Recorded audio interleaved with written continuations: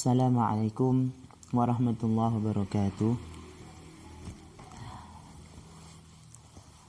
Anak-anak semua yang saya cintai, marilah pagi ini kita awali dengan membaca Al-Quran.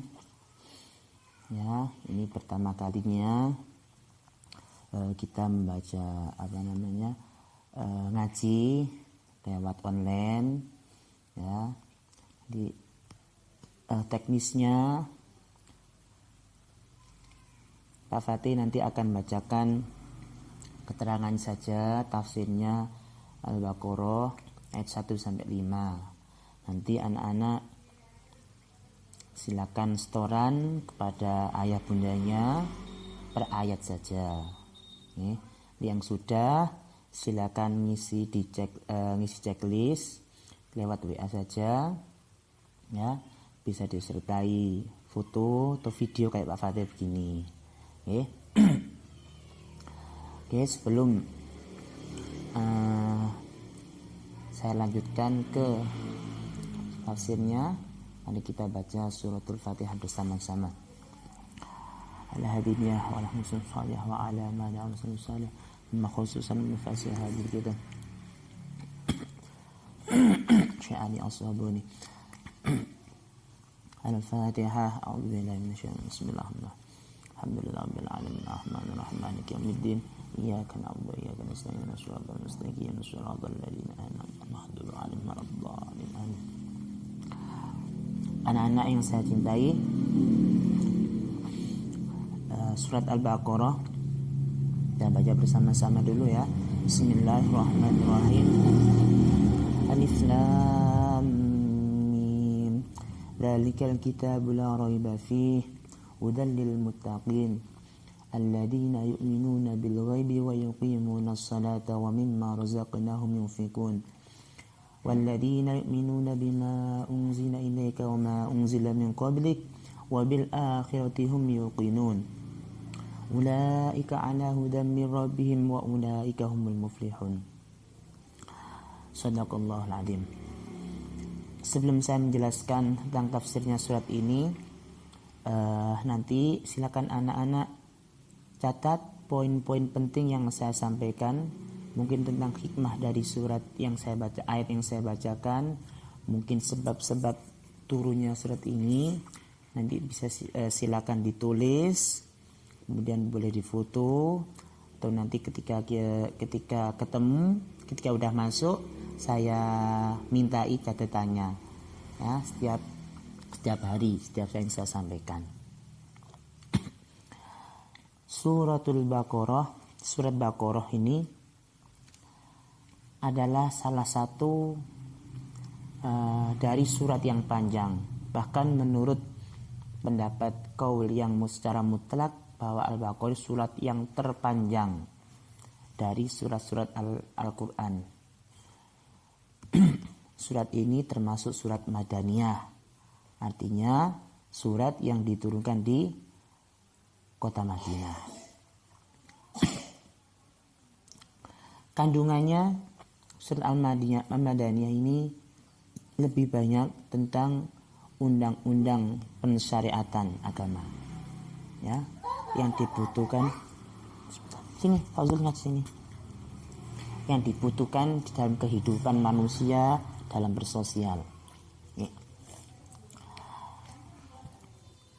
Isi dari surat Al-Baqarah ini, jadi yang pertama kandungan dari surat undang-undang yang ada di dalam surat Al-Baqarah. Pertama tentang akidah, fil aqaid, wal ibadah tentang ibadah, wal muamalah tentang muamalah, wal akhlak dan akhlak, wa fi umuri zawaj, perkara tentang pernikahan, perjodohan, ya.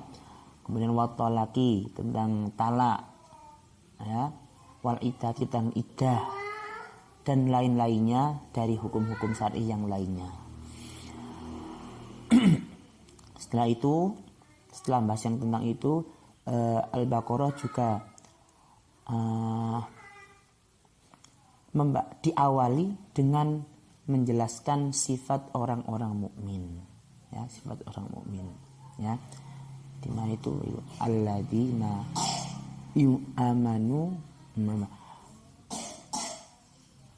Saya pertama itu ya, dan saya bacakan dulu, pembukaan dulu. Kemudian berbicara tentang penciptaan manusia.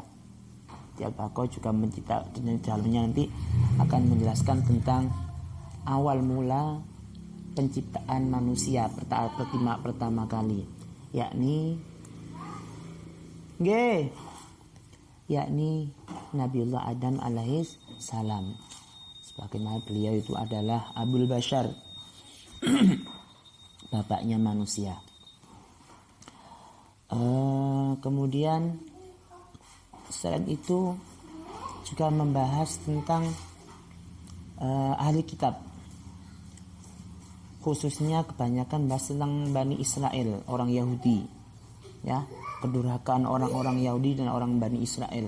Itu yang dijelaskan di dalam surat Al-Baqarah ini, Pak, banyak sekali dijelaskan di dalamnya itu. Nah, dah cukup dengan itu. Nah, selain itu juga nanti di dalamnya juga membahas tentang riba, tentang keharaman riba, bahayanya riba, ya. Nah, dan yang terakhir surat ini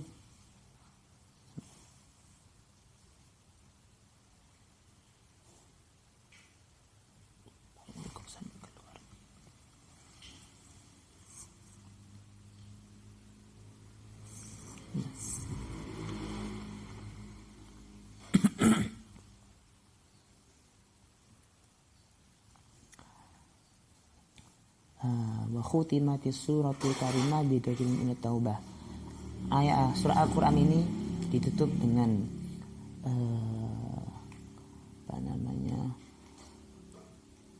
ketergantungan orang mukmin agar taubat kepada Allah. Ketergantungan mukmin agar mengesahkan Allah, inabahnya kepada Allah biar lebih kuat. Itu pada ayat yang terakhir, Rabbana wala tuhammilna ma la taqata lana bih, sampai akhir ayat. Tuh. Nah, ini perlu nanti yang perlu dicatat, ya. Kenapa disebut surat Al-Baqarah? Ya, sudah tahu kalau surat Al-Baqarah itu Al-Baqarah artinya adalah sapi. Kenapa kok disebut surat Baqarah saja? Kok gak disebut surat betina atau yang lainnya? Alasannya satu, ihya'an, untuk mempermalukan orang kafir, mempermalukan orang Bani Israel dengan mukjizat Al-Quran. Ya, ini diambil dari dari bagian ayat yang ada dalam surah Al-Baqarah itu. Ya, jadi di antara mukjizat Al-Quran bahwa di situ nanti dikisahkan ketika zamannya Nabi Musa itu ada orang Bani Israel yang dibunuh, ya, yang dibunuh. Nah, kemudian orang Bani Israel datang kepada Nabi Musa, untuk awalnya tujuannya kira-kira Nabi Musa ini bisa nggak menunjukkan Tuhannya, Nabi Musa ini bisa nggak menunjukkan siapa pembunuhnya, ya, itu. Nah, mereka lapor kepada Nabi Musa. Nah, kemudian fa'awah Allah Ta'ala ilai ayya'murahum bizabhi bibaqaratin. Sebentar, ki anak ini ngecak ngaji bisa nih.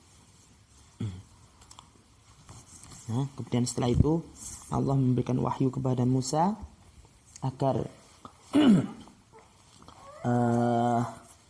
memerintahkan kepada mereka untuk menyembelih sapi betina. Nah, itu. Dan singkat cerita, ya, sampai terakhir nanti ada pas ayatnya, nanti saya jelaskan. Oke. Nah, keutamaan dari surah Al-Baqarah ini yang penting buat anak-anak diketahui. Fadluha, ya, sebentar, Dik. keistimewaan dari surat Al-Baqarah. Ini hadisnya Rasulullah, ya. Saya bacakan artinya saja. Jadi, iqra'u surat Al-Baqarah. Fa in akhadaha barokatan, inna akhdaha barokatan, wa tarkaha husrotan, wa la istati wa al-butlah, yakni as-sihra. Jadi kata Rasulullah, bacalah surat Al-Baqarah, karena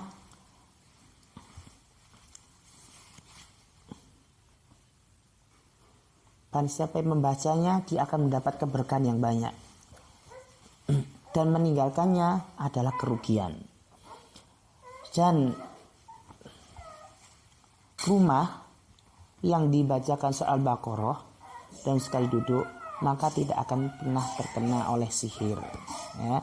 Jadi anak-anak di rumah, ya, silakan nih jangan meninggalkan surat Al-Baqarah. Nah, ini kalau misalkan rumahnya kok serem, nah dibacakan aja surat Al-Baqarah, tapi dari awal sampai akhir, ya, dari ayat 1 sampai ayat terakhir itu dibacakan, lebih-lebih dalam sekali duduk. Itu fadilahnya adalah untuk menghilangkan, mengusir barang-barang yang halus, ya, kejahatan-kejahatan kayak sihir seperti itu, ya. Nah, oke, selanjutnya sekarang masuk tafsirnya. Bismillahirrahmanirrahim. Alif lam mim dzalikal kitabul la raiba fihi hudal lil muttaqin. Okay.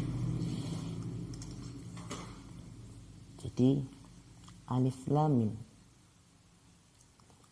ya, ini termasuk huruf hijaiyah, ya, huruf hijaiyah yang pertama kali pakai.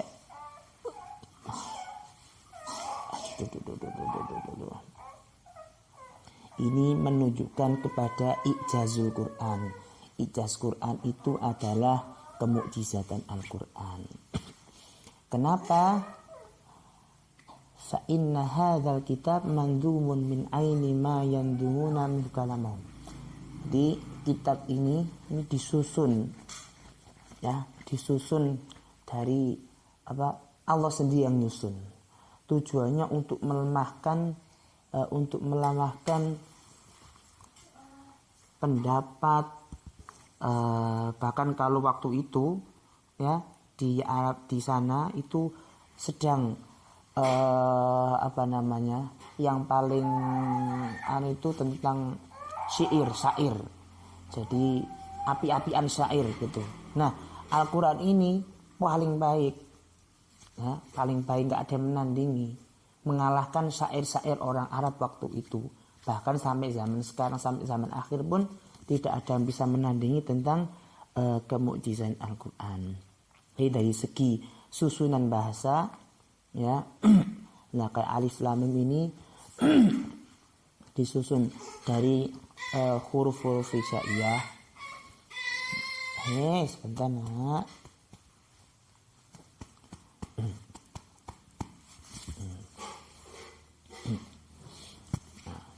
Untuk untuk melemahkan pendapat orang-orang yang menentang umat Islam. Anak itu enggak buka. Banyak ayat yang lainnya kayak Hamim gitu. Ya, apa lagi? Yasin gitu. Hamim, Shad. Nah, itu banyak sekali. Nah, itu dialek Al-Quran yang bagus sekali.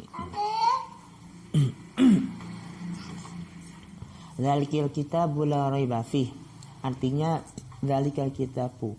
Kalau dzalika artinya kan itu, kitab itu tidak ada keraguan dalamnya. Maksudnya apa kitab itu apa? Artinya Quran ini yang diturunkan kepada Nabi Muhammad adalah kitab yang tidak bisa ditandingi, yang tidak ada keraguan di dalamnya. Jadi maksudnya itu ya.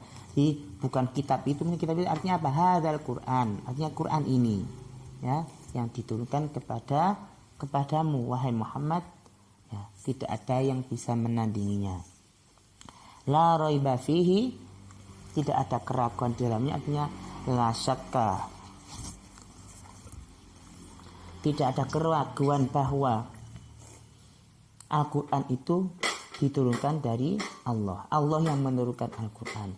Ini harus diyakini ya bahwa Al-Quran adalah kalamullah. Allah sendiri yang menurunkan. Ya. Kalau sampai ada keraguan kita kepada Al-Quran, satu huruf saja, jangan banyak-banyak, ragu kalau satu huruf ini bukan dari Allah, maka kafir. Naudzubillah min dzalik, jangan sampai. Oke? Hudal lil muttaqin, petunjuk bagi orang-orang yang bertakwa. Artinya petunjuk bagi orang mukmin yang bertakwa. Ya. Siapa orang yang bertakwa itu? Nah, ini takwa ini tadi yang saya terangkan diawali dengan menunjukkan sifat-sifat orang mukmin. Nah, orang mukmin siapa yang bertakwa? Artinya mukmin yang bertakwa yang mana? Yang takut kepada kemurkaan Allah. Ya. Apa? Orang takwa itu orang yang takut kepada kemurkaan Allah, khawatir, sungkan lek Allah iku murka kepada kita. Dengan sungkan tadi sehingga kita selalu berusaha untuk melaksanakan perintahnya dengan sebaik-baiknya dan berusaha untuk menjauhi semua larangannya semampunya tanpa ada alasan. Contoh begini, sebagai orang mukmin yang baik, ya contoh Allah merintahkan kepada kita, kepada seorang anak untuk berbuat baik kepada kedua orang tua. Untuk berbuat baik kepada siapa? Orang tua. Untuk hormat kepada guru. Maka sampean dikatakan orang yang baik, yang bertakwa, kalau bisa birrul walidain, berbuat baik kepada kedua orang tua. Kalau nggak berbuat baik kepada orang tua, berarti kebalikannya belum disebut orang yang bertakwa. Betul. Kemudian menjauhi larangannya. Nah, contoh larangannya Allah apa? Ya tidak boleh membantah orang tua, tidak boleh membantah bapak ibu guru. Nah, itu contoh larangannya, larangan Allah. Nah, kalau kita membantah orang tua, berarti kita belum bisa disebut orang yang bertakwa. Oke, salahnya sedikit. Ya, 2 menit lagi. Nah, alladzina yu'minuna bil ghaibi, itu orang-orang, keterangan lagi orang yang bertakwa. Selain itu tadi yaitu orang-orang yang beriman kepada yang gaib. Maksudnya yang gaib apa? Yang belum kelihatan, yang belum ditampakkan sama Allah. Ada, tapi kita tidak diberi kemampuan untuk mampu melihatnya. Contohnya apa di situ? Gaib itu contohnya adalah minal ba'si, apa hari kebangkitan, wal jannah surga, neraka, siratal mustaqim, adanya yaumul hisab, itu masih gaib semuanya. Ya, yang mana itu semuanya masih dikabarkan saja oleh Rasulullah melalui Al-Quran dan hadis. Ya, kita gimana? Harus beriman kalau itu semuanya ada. Ya, ada, itu semuanya ada. Kemudian setelah beriman kepada itu semuanya, prakteknya lek wis iman adanya surga neraka, maka harus dibarengi, tak cukup iman saja. Wa yuqimunas sholata, yaitu menjalankan sholat, mendirikan sholat. Yu'addunaha, artinya menjalankan sholat, mendatangi sholat itu menjalankan sholat. Gak mek dipelajari tok, tapi dipraktekkan.